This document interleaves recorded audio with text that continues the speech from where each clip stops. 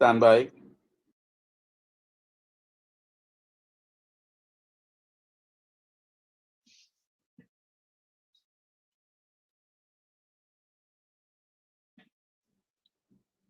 Ladies and gentlemen of the media and the many persons joining us online, thank you very much for joining us today for this press conference being hosted by the People's National Congress. My name is Imran Khan, and I will be guest moderating this press conference today. We have joining us at the head table former Minister Annette Ferguson, Honorable Member of Parliament, who held responsibility for housing and water after her duties at the Ministry of then Public Infrastructure, and also executive member of the People's National Congress and former CEO of the Guyana Water Authority. This press conference is specifically going to deal with matters relating to GWI, which have been gaining the public's interest. We will first have a statement, opening statement by the Honorable Member of Parliament, Annette Ferguson, and we will follow by a statement from Dr. Richard Van West Charles. And then, of course, we'll take your questions. MP Ferguson, may I invite you to make your statement? Thank you very much, Imran. A pleasant morning to you, ladies and gentlemen of the media. And I now commence the reading of my statement. The People's National Congress Reform condemns the actions taken by management of GWI to sever the services of employees from the authority without justifications, claiming the company is not making money, but yet in another breath stated that the company is making surplus. Management has failed to meet the workers' representatives to share the restructuring process of the company. How can management wake up in days and decides to terminate the services of innocent staff? This act I can only describe as spiteful, vindictive, and discriminatory against Guyanese, predominantly Afro-Guyanese. My colleague, Dr. Van West Charles, former CEO of GWI, in a moment will highlight the many achievements of the company under his stewardship during the coalition's government tenure from May 2015 to July 2020. However, I wish to remind Guyanese, it was the coalition that brought improvements in water delivery, not only in communities on the coastlands, but communities in the hinterland regions. The PPPC regime boasts of 50,000 house lots. Therefore, the big question to be asked and answered by the regime, how the areas designated for housing development will be serviced adequately with potable and quality water when persons are dismissed. The nation must also be reminded that in June 2020, this is what Mr. Ali stated, and I quote, "We are not on a witch hunt. We are not on any witch hunting exercise. Let me make that very clear. We are going to act professionally." The commissioner and his team have assured us that they would act professionally. They would continue to act professionally.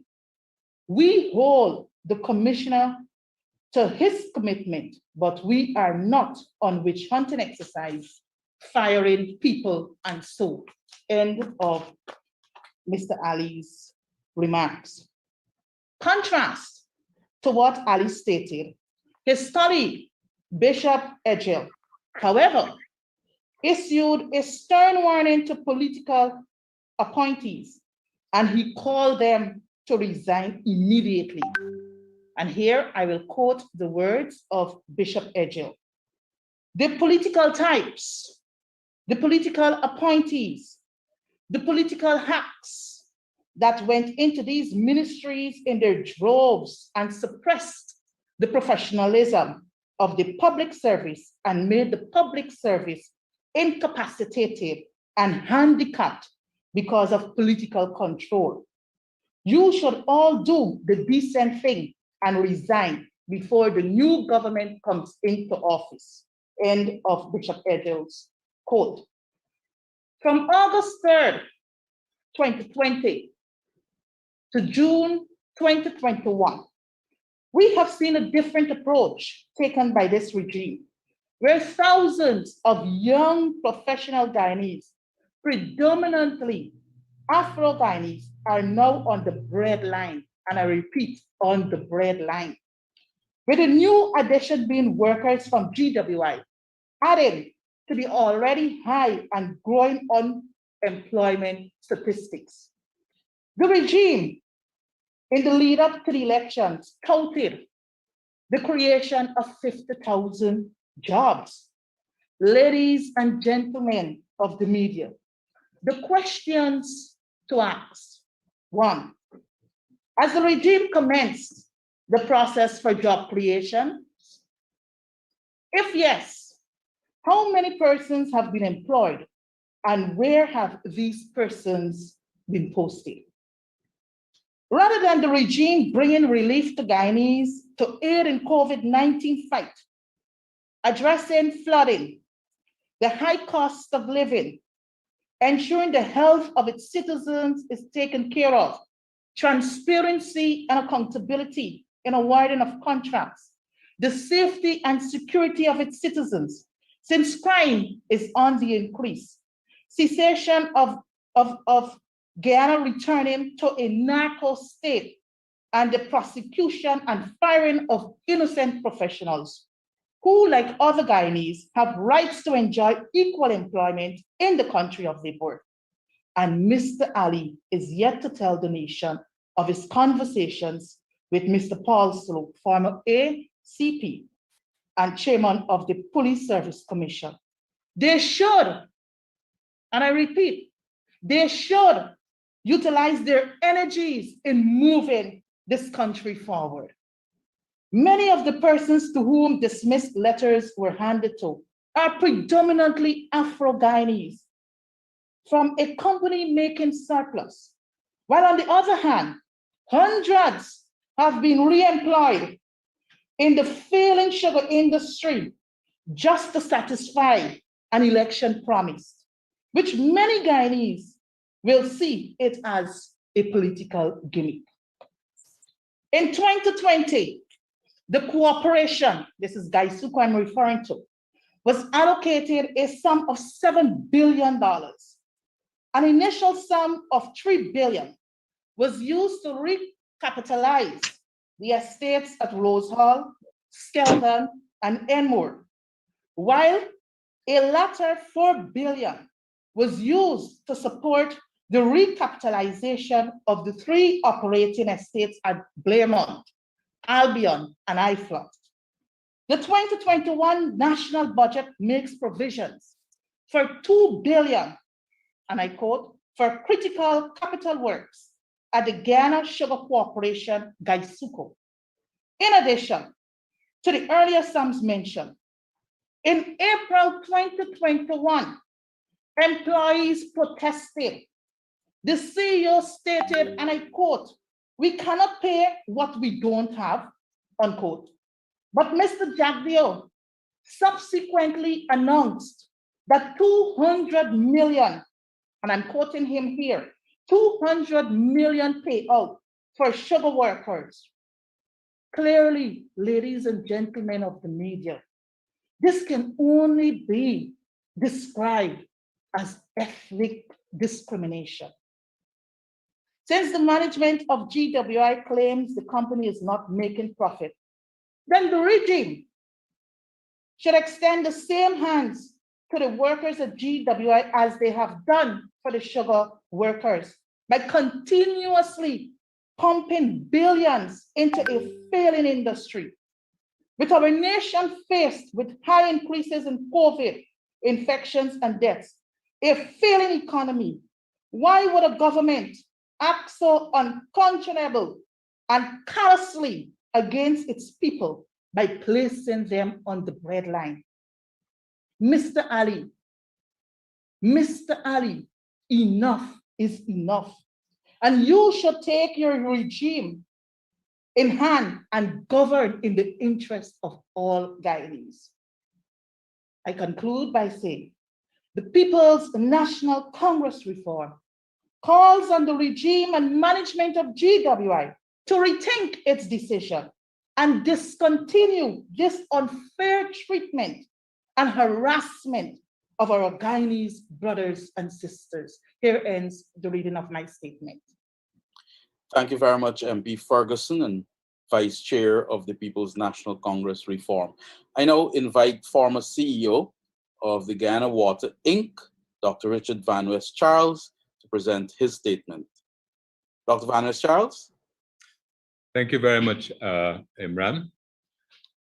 Ladies and gentlemen of the media, colleagues, good morning to you all.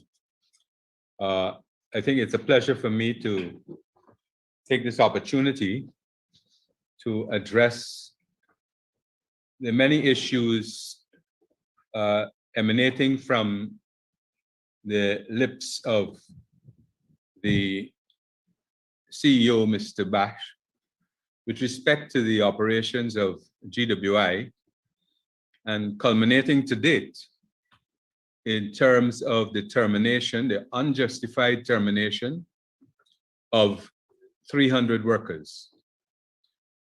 I think as we look at this matter, we need to understand the relevance and the importance of water to human health, but more particularly, the relevance of water to the global pandemic of which we are a part. And water is a critical resource in this matter. When the APNU AFC administration came to office in May, and I joined GWI in October of 2015, there were two critical aspects one had to examine. The mission of the organization, GWI, and the embrace of the Sustainable Development Goals, which were globally agreed to. And Goal 6 was in particular referring to the access to water.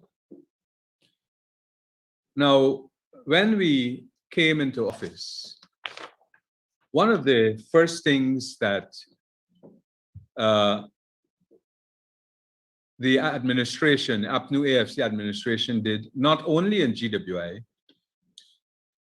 it conducted a series of audits, forensic audits.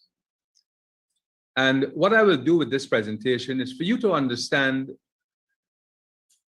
where we were when we took office, the growth spurt under APNU AFC, and the situation that the company finds itself in, wrongly due to my mind, a total misunderstanding of the mission and a total understanding of the issues.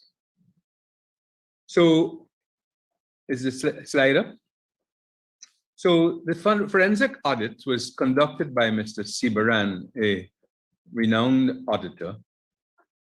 And I just want to give you a glance of some of the issues which he discovered. And I will speak to some other issues. So the audit in October 2012 found that in October 2012, and this audit was done in March 13, 2016, that the procurement department undertook the procurement of galvanized pipes to the value of $18 million. And due to several issues, the pipes were obtained locally from a local construction company. but they were not in accordance with the established specifications, which caused other contractors to fail in their bids to supply pipes. The pipes were initially rejected, but a collective decision by the procurement director, the corporate service manager, and the present CEO resulted in GWI being forced to accept the pipes, and the fact that they were supplied at a lower cost did not represent any real savings. Ultimately, the pipes could not and were not used. The audit concluded that the decision by management to accept the alternative specifications was not the best option based on the findings. Another activity was a contract in 2014 to supply and install water supply systems in Linden to the value of $26,451,000. The audit found that the bid advertisement stated that the bids were to be opened on March 25th, 2014. But instead, they were opened on March 18th, 2014. And at the same day they were opened, the evaluation committee was also appointed prior to the stated expected bid opening date, and the contractor was awarded the contract. It is felt, the auditor concludes, that the award placed all of the other bidders at a disadvantage. And then in 2013, the installation of transmission lines in Belvedere. The contractor was awarded to a businessman on the basis that he had more experience in works of a similar nature, despite the evaluation technical committee and responsive bidders, which stated that the contractor had more experience and had less outstanding projects at the time. The project was subject to retender, and the evaluation committee again was recommended to the said businessman. The auditor was told that the file for this award was misplaced, so no verification of the work could be done by the audit. So this is just a snapshot of some of the findings with respect to contracting. And I am mentioning this because this is the difference in terms of the vision of the two administrations. One is operating solely on contracting, outsourcing to friends and family, and the other one is building a company, and we will see where the efficiencies were gained. So we hired more staff to do the work, because later down in the presentation, you will have a glimpse of some of the difficulties. When we came into office, we met a series of wells with carbon steel casings that were rotting, eroding, and they had to be rehabilitated. 11 out of the 18 were done with in-house staff. With in-house staff, they rehabilitated over 81 wells over the 4 years.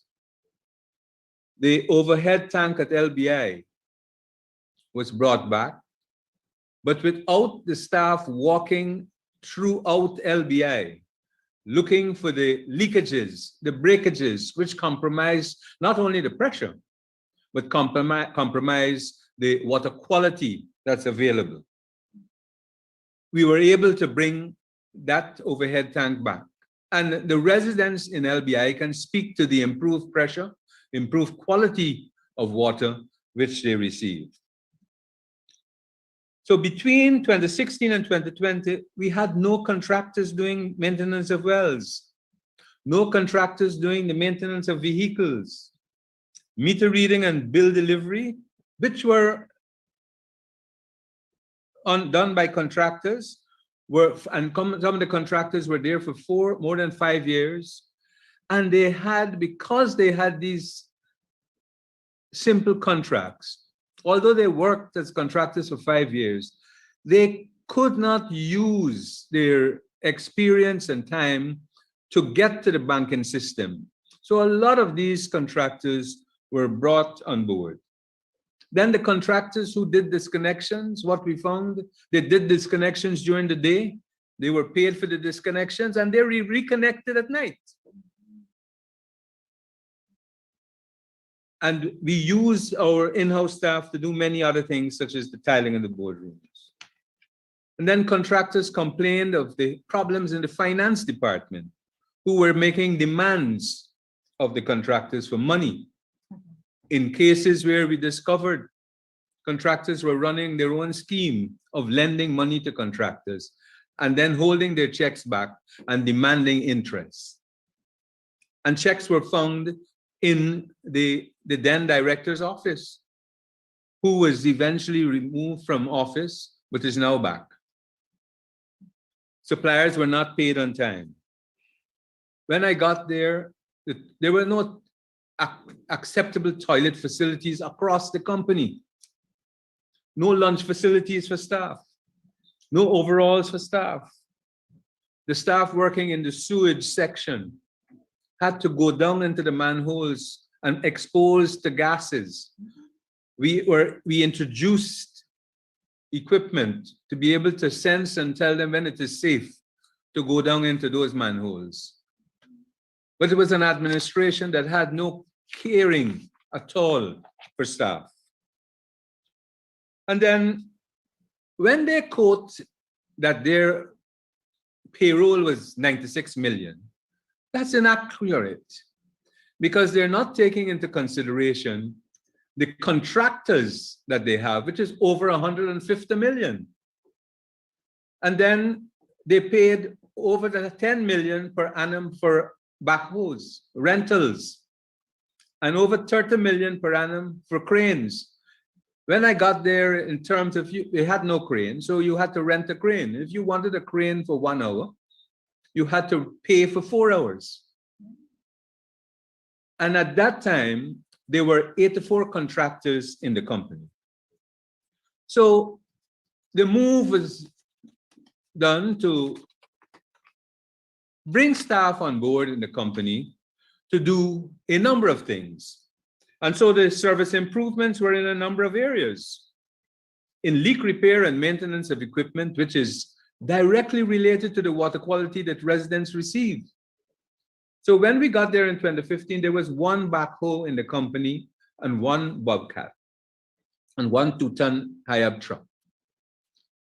When we left with 4 backhoes, 1 mini excavator, 1 dump truck, 1 crane, 2 high-up trucks, a crane low bed, a water tanker. In terms of well maintenance, there was 1 compressor. They now have 2 rigs, drill rigs, plus a specific vehicle for well maintenance, 2 compressors. And as I said, despite this, they have issued a contract to someone in Blackbush Polder to do the maintenance of a well at Yakosari for $9 million. So we need to understand. And so the well maintenance services then were costing approximately $55 million a year and done through contracting. Commencing in 2018, all the services were done in-house. That's where the staff were hired to do. Vehicle servicing, all were contracted in excess of 20 million per year. Commencing in 2018, this service was being done in-house. Leak repair crews, there were an average of 2 crews per region. Because water quality was so important, they were moved to 4 crews. And because GWI is a water utility, it can't operate from 7 to 4 in the afternoon. You have to have emergency crews during the evenings when people call that there are breakages, etc. You've got to have people to respond. So contracted services to deal with weeding, welding, etc. was approximately $25 million per month. We reduced it to $8 million a month. And the distribution hours across the country was an average of 12 hours a day, one of the worst in the Caribbean. We moved it 95% of the facilities on the coast when we left were operating in 24 hours. In many instances, they have just reversed some of these things. So the residents must understand the issue of the access to water and safe water is what is being challenged by the management of GWI presently. So the reason for the increase in staffing is one, to improve the quality of service, where people can have water 5 meters in their homes. Many people reached out and said they were so happy because they were using their showers for the first time. The increased level of service. They're not concerned about that. The increased hours of distribution and supply. The increased first-time access. Over 95,756 residents were given first-time access over the 4 years. Increased water quality surveillance and monitoring. When we left from a fledgling 7,000 tests per annum in 2015, we moved to 66,000 tests of water across this country. And in areas of the hinterland where water was never tested, being tested today, with a lab in Region 9 in Lethem. So we address this issue of equity of access, which speaks to both the Sustainable Development Goals and also to the mission of the organization. So we had to increase infrastructure and investment. So over those years, when the administration held the reins of management, we drilled 48 new wells. The expansion of the distribution network to unserved areas. 3 new water treatment plants. And I dare say, the bad work of the treatment plants in Linden, which is still present, that they're leaking, done under the present administration, we were expected to decommission Amelia's Ward and Wizrock. Instead, we had to rehabilitate those 2 treatment plants so that water will be available to the residents of Linden. We had a fledgling lab for the entire 1 lab, which did not perform in response to the need. Now, we have many mini labs in Port Morant, in Lethem, in Region 3, in Region 4, etc.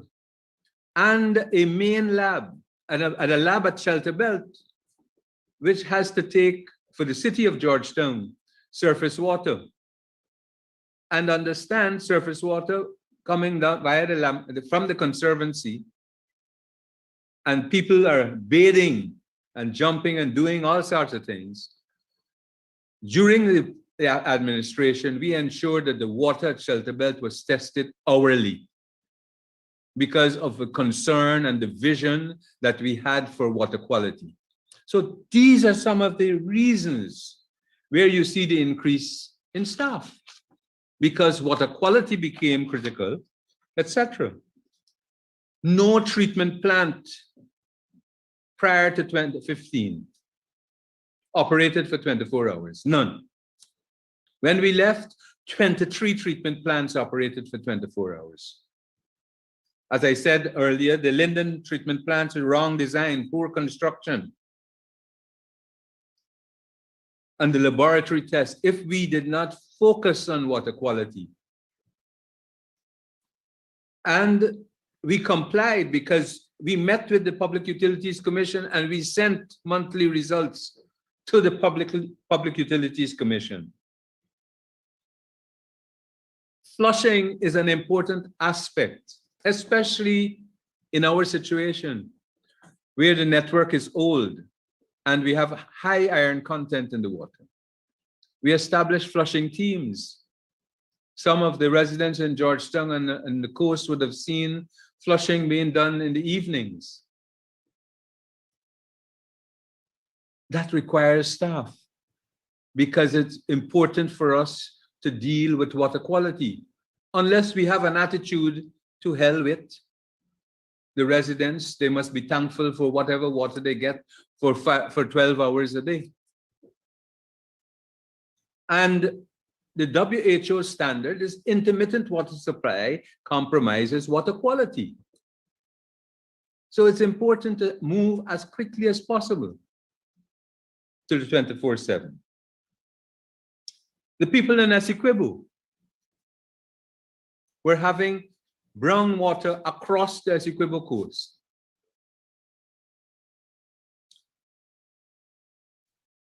The directors of GWI, together with the board, we recognize that this is an unacceptable situation. And we introduced Sequest not only on the Essequibo coast, in Edinburgh, in Ithaca, in Enterprise. And let me stress this point. When we ran, water was a right for all citizens. There were no red communities and green communities. They were citizens of Guyana. And the staff that came on were not related to any green or red community. They were citizens of Guyana. And then let us look at some more of the achievements that we tested for the water quality parameters and expanded them. We introduced new technology where people had to be trained using geophysical logging technology. I remember in Mahdia and Campbellville, which they made several attempts to drill but could not find water until we used this technology. And we, together with UNDP, ourselves, some resources from Japan, we bought this equipment and had people trained in Spain. And so you have a more precision in the drilling when you're looking for water. The hinterland department was established, and we had institutional strengthening, looking at over 200 communities. I spoke about the issue of water quality and the certification of the lab and the rigs that we had. So when we come at some of the financing, we reduced customers' debt from over 6 billion to 4.5 billion. The implementation also to protect staff, handling chemicals, going into the manhole with gases, to introduce a medical surveillance program for the staff members going into these manholes. If you do not invest in staff and care for staff, you cannot have commitment and loyalty to meet the mission of the company. And we compare 100% water quality testing countrywide. Revenue, when we came in, moved from 3.2 billion to 5.25 billion in 2019. Revenue.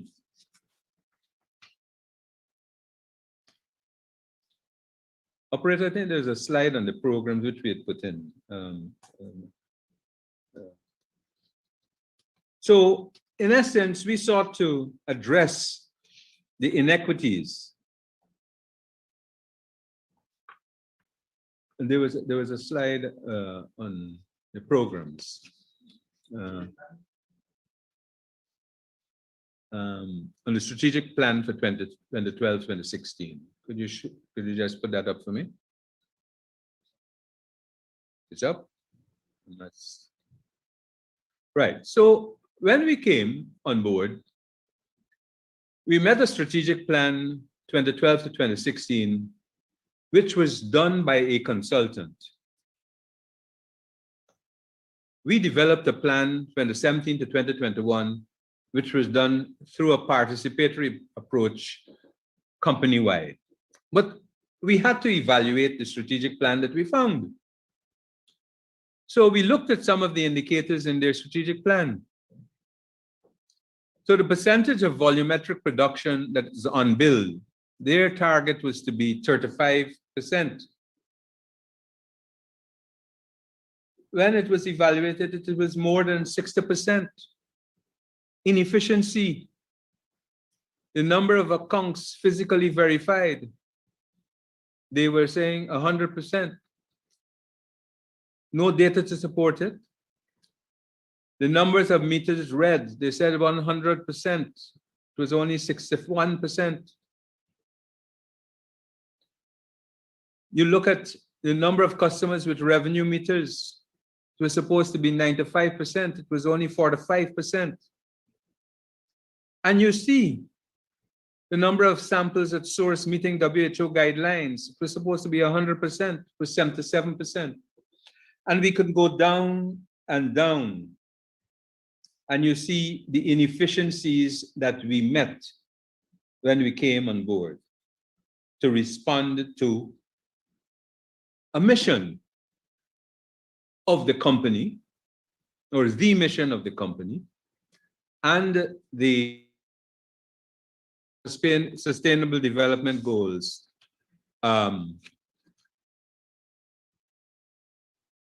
which has goal 6 speaking to the issue. So in essence, when you're looking at this matter, the GWI, if your aim is to outsource and not ensure that you respond to the mission of providing a service, good distribution service, good quality of water, of moving to the point where you're able to drink water from the tap.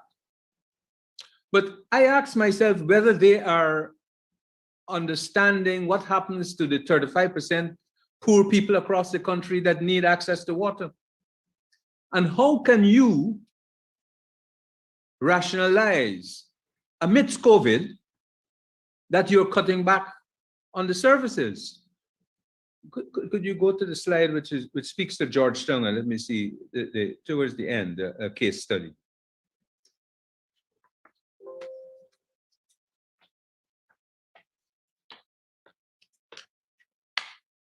I'm not seeing it here.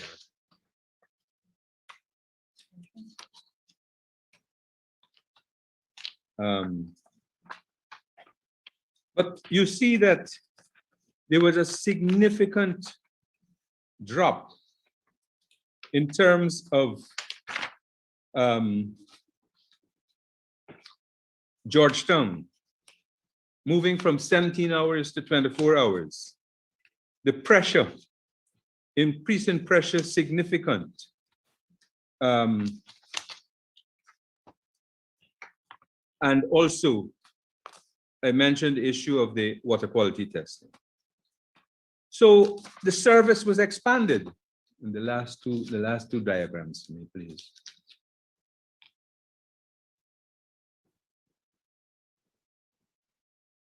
I'm not seeing it here.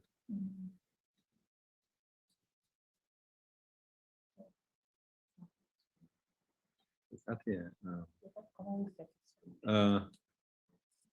But there was a report done by WHO, by the World Bank, sorry, and looked at the number of water utilities in the Caribbean. And GWI was one of the companies looked at. All the others had 24 hours, and GWI had 12 hours. That is in 2013. And that's what we met in 2015. And we moved it from 12 hours to 24 hours, where 90% or more. I just brought it up. And then there's another slide which looks at the staffing.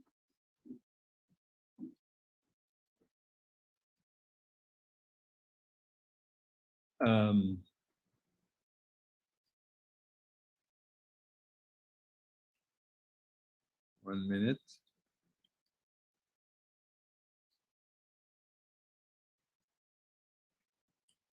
You have the slide up with the staffing? Yeah. Mhm. Which is a study again done by the World Bank, which shows how way below the staffing was. Way below the staffing was with a percentage of operating cost. So it's a case which establishes very clearly that GWI as a company, a water utility, did not have enough staff. Did not have enough staff to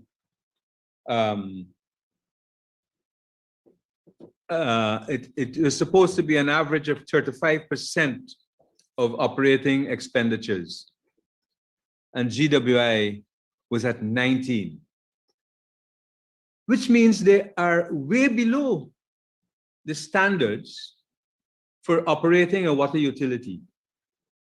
This was in 2012. And so when we increased it and established and expanded the service, to the point of meeting the parameters of WHO and the SDGs and our own mission, you are saying that you have to terminate 300 people. So where are the functions? And this clearly shows, I'm going to be kind,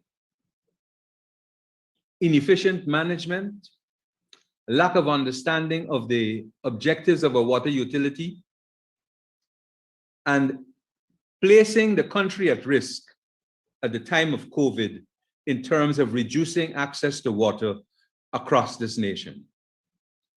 They need to be called to the table, and the president and the cabinet needs to ask GWI, what foolishness are you doing in the light of COVID of reducing running hours and people not having access? And then to decide that in September you want to open schools. And we have a survey which was done, which shows the state, the deplorable state of schools in terms of access to water and hand washing facilities. And you're attempting in the midst of COVID to go full blast ahead without addressing these matters. This can't be a rational decision. It has to have other motives behind it. It cannot be a scientific evidence-based decision. It is a decision that is devoid of analysis, a lack of understanding of the management of a water utility, and the basics for operational efficiency in terms of a water utility. And as I said, it's a lens that looks at outsourcing everything, but not meeting your objectives. And then removing 300 staff, impacting on not only the 300 staff, but the families of 300 staff. So the last slide, which speaks to the issue of the citizens need to understand the impact of where this is going. And this is a matter for the citizens, that you're going to have a reduced service. You're going to have, if this continues, a poor quality of water, increased NRW, the non-revenue water, reduced collections, increased payments to contractors, and increasing inequity in the system. I want to show you one last slide on the spreadsheet. When we left in 2020, we left a number of accounts. And that's this slide is up. Oh, I will explain to you, and then Imran can send this to everyone. We left a number of accounts in the Republic Bank, GBTI, Bank of Nova Scotia, and Citizens Bank and NBS. The NBS, which had a total of 283 million, was not accessed as yet due to the change of board members, etc., and the signatures which we had to get. The Citizens, there was one account with 198 million, and we established a revolving line for the purchase of chemicals and motors, etc., to the tune of 170 million. We had in the Bank of Nova Scotia, which was not touched, 33 million. In the GBTI, 83 million. So a total of over $702 million. GWI has to manage efficiently, but you have to ensure that you have the wherewithal, especially with the chemicals available to you, to disinfect the water and to treat the water, especially in the case of Linden, Shelter Belt, and to a reduced point of Bartica, because we invested in a new technology in Bartica, and which they cannot understand because the science escapes them. And all they look at is the dollar, not understanding the science, how when you introduce this new technology, you reduce your importation of chemicals. So, my friends, all I want to say at this juncture, that this clearly is unjustified, and the lack of justification signals an increasing inefficient company with reduced service, reduced quality in the light amidst COVID, where Guyana in the Caribbean has one of the highest death rates. So what are we doing? So I ask the board and the management of GWI to reconsider these matters as a matter of urgency, taking into consideration the operational efficiency of the company and the demands of the COVID-19 pandemic. I thank you. Thank you very much, Dr. Van West Charles, for that very comprehensive statement and the startling revelations contained within. Ladies and gentlemen of the media, we will now take your questions, and the usual protocols will observe. Kindly indicate by using the raise hand feature if you have a question for Dr. Van West Charles or MP Ferguson.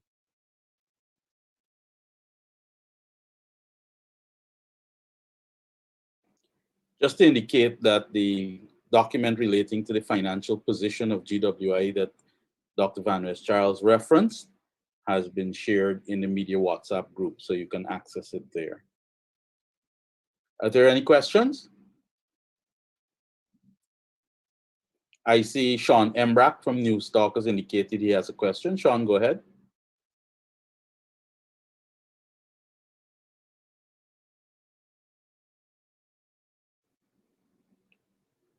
Good morning, everyone. This question is to Dr. Van West Charles. Sean, Newstalk Radio Guyana. Sir, could you say that if the workers at GWI were unionized or had any union representing them, or for any department or overall? I know that there is union representation by Transport Workers Union. I'm not too sure whether these workers who have been terminated are members of the union. That has not been ascertained as yet. But that is the union that represents the workers, basically, the transport workers union. Okay, follow up. Sir, can you put in a nutshell for me, really what sort of impact the firing of these workers will have on the company?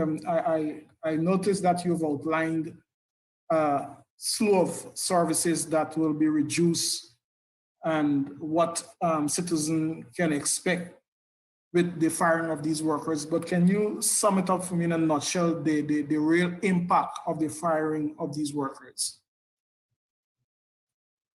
As I said, the company hasn't been transparent in saying which are the areas these people are being fired from. I did see one termination letter coming from a craftsman.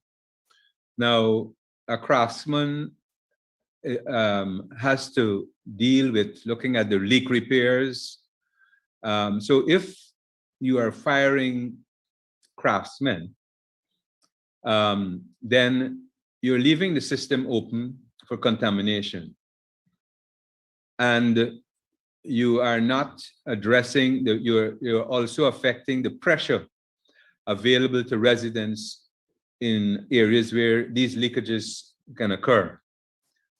So it compromises the level of service to residents, and it compromises the quality of water quality being delivered to the residents.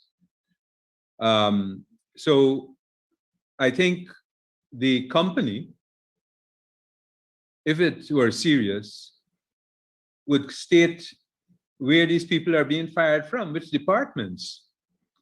And I doubt whether these workers were called. They were given a letter, but they were not called and necessarily and discussed. It was customary when we were there to have exit interviews from these, but these people were just seemed to be got rid of and not being concerned with them. I think generally, they also, I remember, I think someone sent me an article in the Kaichur News about the amount of money spent on a year's activity to the tune of $30 million.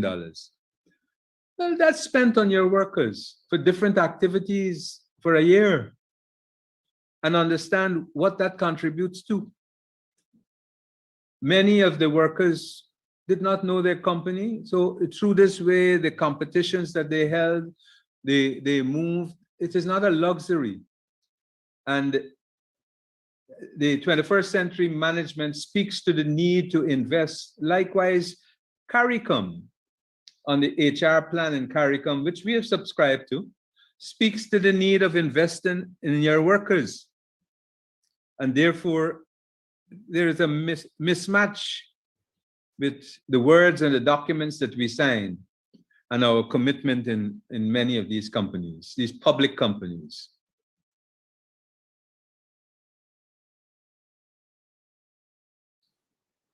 Thank you, Dr. Van West Charles. You have a question coming in via text. I'll just read it on your behalf. It's for both Dr. Van West Charles and MP Ferguson.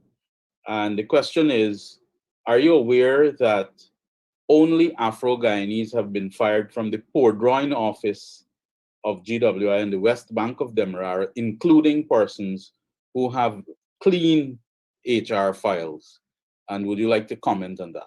Only Afro-Guyanese fired from the Port Drawing Office of GWI on the West Bank of Demerara.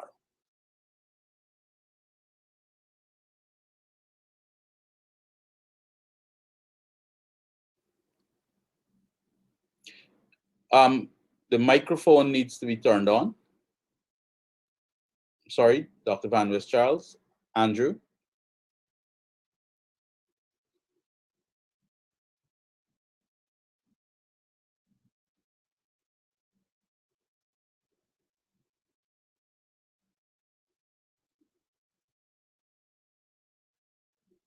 Dr. Van West Charles, I want to deal with the functionality of the company. On what basis, first of all, are you firing these people? Affecting the functionality of the company and meeting its remit. And then you would have to explain to me, why then are you firing people of a certain class, race, etc.? Tell me. Give me an explanation, first of all, Mr. Bash and Mr. Jordan. Explain to me the functionality of it. Why?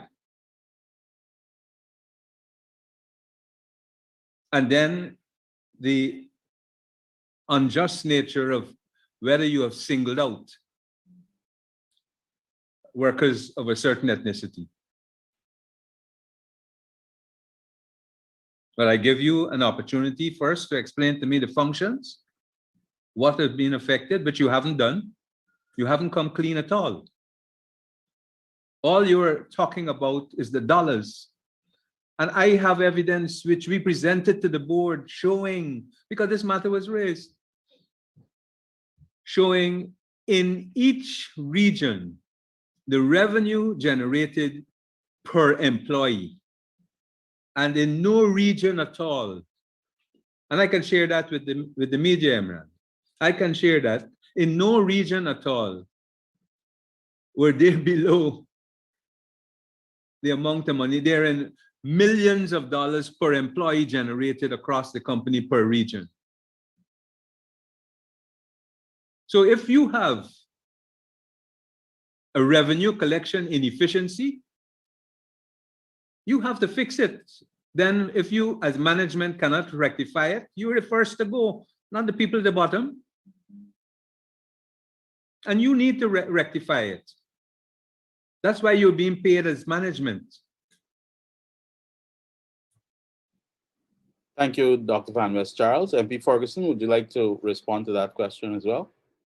Well, I just want to add by saying that I support the views by Dr. Charles, and also to say that the information coming to my attention is that across the regions, for those persons who have received dismissal letters are predominantly Afro-Guyanese. So if pooled run, as the question asks of, that is just one region or one area.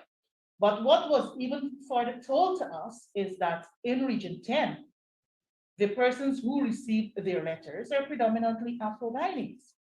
In Region 6, we were told it's just like a point percentage of the other ethnic grouping, and that is, the Indo-Guyanese. So to answer the question asked, is that indeed, majority of the persons who have received their dismissal letters to date are predominantly Afro-Guyanese. Let me make this point also, Imran. The reduction of service, when we were in office, staff knew they had to check the hospitals, the health centers, the restaurants to be sure that they have access to water. When you reduce your service, what is happening in terms of access at the health centers, the restaurants where people go to eat, etc.? Schools were there, but there are the schools are closed now. But people have we even looked at the number of communities, the squatter communities throughout this country. There's a document within GWI which speaks to the number of squatting communities from the time COVID came upon us and how we have to move to expand the system. And you are contracting the system to the number of communities across. This is madness. Thank you, Dr. Van West Charles, MP Ferguson. Further questions, ladies and gentlemen?